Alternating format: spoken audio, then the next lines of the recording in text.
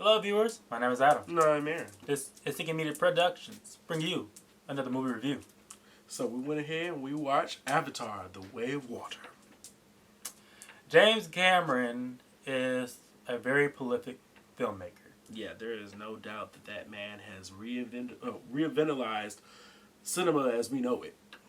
And over the decades, he has been he sets out to try and on top himself at every chance he gets. Mm-hmm. He's like, you know his name across in the industry. You've seen Titanic. You've seen Terminator 2, Judgment Day. Aliens before that. Mm-hmm. You're very familiar with his style. You're very familiar where he's coming from and his particular method of filmmaking. And it usually takes very long periods of time between each film because he is a person who is very dedicated to his craft, and he wants to always push the envelope in terms of filmmaking advancements. This is incredibly true when you consider his passion project, which comes into the series of films that involves Avatar. Now, series of films. Exactly. A film that was released back in 2009 that no one knew at the time, or even cared probably at the time, that there will be multiple sequels in development. I think he's planning on trying to make 7 films in total. More of that later. Exactly. But let's talk about the sequel, though. The Way of Water. Yeah. Released 13 years after the fact. The film, since the first one, has basically developed a sort of mixed reception. And it's understandable why. Let's talk about the production value first and foremost, because I feel as though these films live or die based off of that concept alone.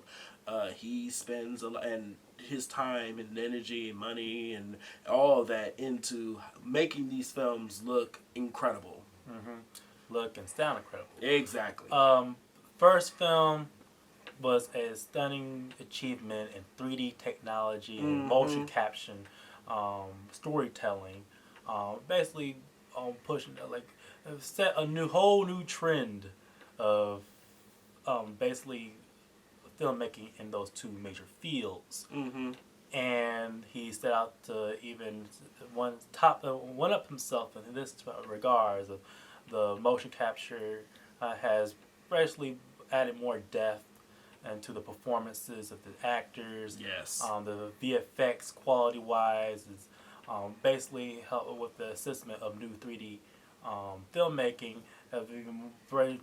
Brings for life the world of Pandora in a much more heightened fashion. You actually feel as though you are living, or at least taking a journey with the characters on Pandora, with the Na'vi, the alien inhabitants of the world, experiencing all the wonders and horrors that the biodome actually brings.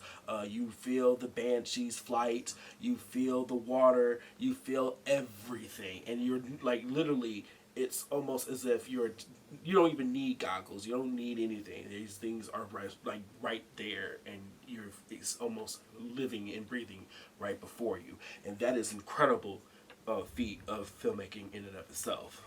So we do prefer, if you do plan to watch Avatar and also Avatar: The Way of Water in its preferred format of IMAX, Dolby, or Premium 3D. Yes. Bring the music in the films. The original composer, I'm not sure that many people will take notice of this, but the original composer James Horner died back in 2015. Yes. Most of his music is actually heard again in the sequel, The Way of Water. Which is actually kind of weird considering that once the film ends and you see the title cards, you actually don't see him getting any accolades for it. At least from what we can hear in the initial time. If that is the case, please comment below. Replacing him is a composer by the name of Simon Franklin.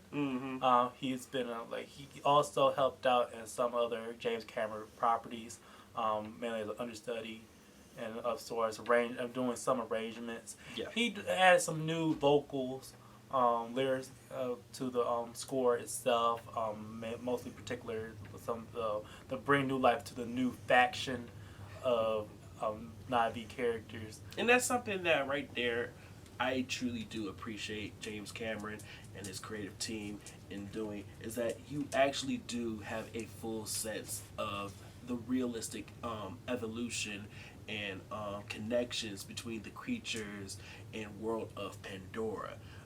You were able to actually look at these creatures and these humanoid like characters, and you can see how they were able to develop as a society and as a group, as an evolutionary process of creatures in their unique biodome, and that is just incredible to witness. But Production, as state of the art as it is, it doesn't really give away too much into how it can affect the story. yes, The first Avatar, like when we talk about its mixed reception, is mainly due to the fact that, as beautiful as the world of Pandora is on screen, the world itself, and at least the story that we were trying to tell in that film, was fairly simplistic. Following the main titular character of Jake Sully, a Marine grunt, veteran who is called who's called to basically take over the spot of his twin brother who had passed away, in a unique program called the Avatar System, in which he would take part in a project where they will take his consciousness and put it into the body of a synthetically born Na'vi like individual. to make a long story short, he basically sides with the natives of that world and fight against the human colonizers of that planet. Yes. And because you're introducing a whole new world in of itself in that first film, Yes. okay, I'm going to give it a pass, especially like it was done well. It was done well. I say I loved I love what they were doing with Jake's story. I especially love Zoe Saldana's take on Neytiri, the princess of the tribe. Who he fell in love. And of course, you got that whole native colonizer love story thing that goes on. Yeah, they could have definitely done away with that, but at the same time, it plays into the stories of But whatever. moving on to the story in The Way of Water, Yeah. we see them having grown with a family now. Jake and Neytiri are leading a tribe. They have at least 3 kids of their own, specifically together, including 2 other adopted children into their group. And for the most part, life is good until the colonizers are coming back. Colonizers as in humanity. Exactly. The film, the major themes are not subtle at all when it comes to the colonization concept nor the environmentalism. Very prevalent in both films.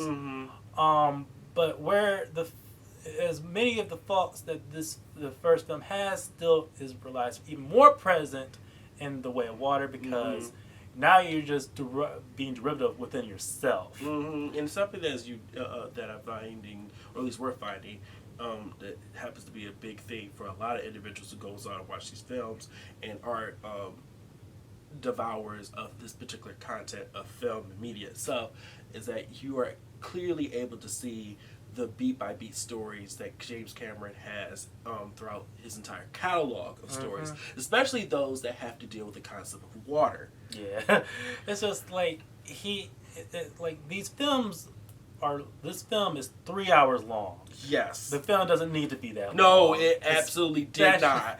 Like, you have so many of the characters having some of the exact same character moments. Exactly. It's almost like beat by beat, a cut and paste story of what happened in the original film.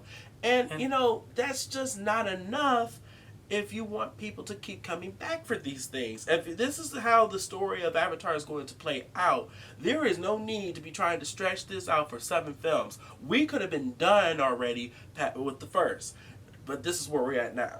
And with the new elements that they do present, mainly through the new characters, more on them later, they're very briefly highlighted. And even then, with the whole colonizer angle, the story as of right now, 2 films in, it's very one-sided. And it's also weird again that we're still following from one individual's particular point of view.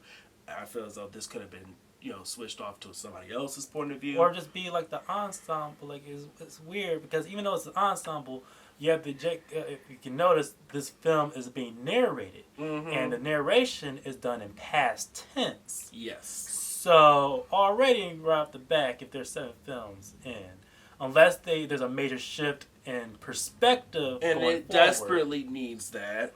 Like, a lot of the surprises or the character the suspense given to, at least as right now, the Jake Sully character is like very lessened because he's the one that's telling the story so far. Mm-hmm. So you're trying to say, like, right now, like, basically he'll survive. It's right now. Jumping off from there, since we're talking about characters, again, you have Neytiri played by Zoe Saldana. She comes back, she does her job. I enjoy her, but she does have a limited role from what she had in the first one, although she has an amazing sequence towards the end. A lot of her is you really do feel the contempt that she has for humanity, exactly. Understandably so. Exactly. And how she plays into the third act. It's interesting, but it's very lightly done. And honestly, that's where a lot of that story honestly could have jumped off from. It's like, that's interesting. That's a perspective that we desperately could have got it. But then again, you have other characters. You just go talk about their children. The children who's basically more put into the forefront despite Jake Sully being the main character here. Their children are painted very broad strokes and characterization. You have the older son who is definitely trying to model himself after their father in the sense of trying to follow in his footsteps. You have the middle child, the younger son, who is the rebellious upstart who's trying to find his own path in the world. Then you have his adoptive daughter, Kiri, who is played by Sigourney Weaver. Who, in one part, was like, at no way in any reality can she truly effectively play a teenager. But, I mean, she serves her purpose. Like, some the new elements that's introduced. Introduced with this character. Part of her is introduced into this character. Exactly. Which is her character, her storyline is very much a very subtle origin story, and that echoes other properties that have been done before. So it's like, it's new to the series, but it's absolutely not new for audiences who've seen these kinds of stories play out in other movies. And yet again, because it's so very, very briefly done, like, it's barely. It's like why did you even introduce it here if you could have gone into more detail in a later film in the series? But again, things need to start picking up the pace a lot quicker. Then bringing back another returning cast member, Stephen Lang, whose character died in the first one, is brought back somehow through technology and means through the Avatar system as like Colonel Courage or Miles Courage. Yeah. But he's an Avatar now. Exactly, and like, that's an interesting angle. I guess, but at the same time, it's like, his storyline is like, it takes parts of what Jake Sully experienced in the first film. Yeah. So it's not necessarily, it's new to the character, but not new to the story. Exactly. Like, the most interesting part that is introduced to his character is that he has a son. Exactly. Who's taken in by Jake Sully's tribe. He's a human child. Named Spider in this film. That's interesting storyline. He's Tarzan. Yeah, pretty much, exactly. He's Tarzan, in Mowgli. space. In space. That's basically what he is. And that's really how his character development really ends up being. From there on, you have Na'vi from the new tribe that's in the water. Has evolutionary evolutionary qualities to suit their aquatic their identity. And that's cool. As well as the unique animals that live within their ecosystem as well. But again, it's not necessarily all that interesting when you consider that it's just again treading water that we've already been through, for lack of a better word. Like, speaking of a character of one of the other creatures, you have a whole story, or like a whole character that's like a giant whalefish. Mm-hmm. I'm not sure, I can't recall the name as of right now. Yeah. But that if anybody who's my favorite character, Yeah, in the it whole was that. film will Yeah, be that creature. Yeah, that was And it. It was really cool. and who was befriended by the middle child. Like, Loak, there you go. Loak, he's the middle child. Again, if they had That's given them an interesting, if we had literally followed his storyline mostly and actually went into more detail about it, then we would have a story, but we don't. It's just, And I feel so that's actually where we could really end that in, is that the Way of Water has interesting story plot points that But- they don't necessarily go fully enough into to make it worthwhile to have a 3-hour picture for. yes, because majority of the picture is very derivative from what the first film have, and also what James Cameron has done before, despite the massive undertaking of advancing filmmaking technology in itself. It almost always it just boils down to just being an okay time at the flicks. Like, simple is where he always thrives in the high concept department. Mm-hmm. But if you're going to stretch these out as a holding series of films, You better make it worthwhile. add more complexity, Exactly. which is very disappointing with the fact that you have the screenwriters, Rick Jaffa and Amanda Silver, who wrote the Planet of the Apes trilogy films, And those, my God, what a series! that added so much maturity, complexity into the characters and that series of film that you didn't translate that into the so far as the Avatar movies. But that's it for our review on Avatar: The Way of Water. As always, please like, share, and subscribe, and hit the bell down there at the bottom for notifications if you would like to see more content like this. And we wanted to hear from you. Have you seen Avatar: The Way of Water? How did you feel about it? Are you a fan of James Cameron's work? Let us know. Be sure to look at our social media outlets of Twitter, Facebook, and Instagram for content we don't post on this channel, because there is just so much stuff out there that we can't really post on YouTube all the time. Mm-hmm. Again, my name is Adam. And I'm Aaron. This has been a Seeking Media production. See you later.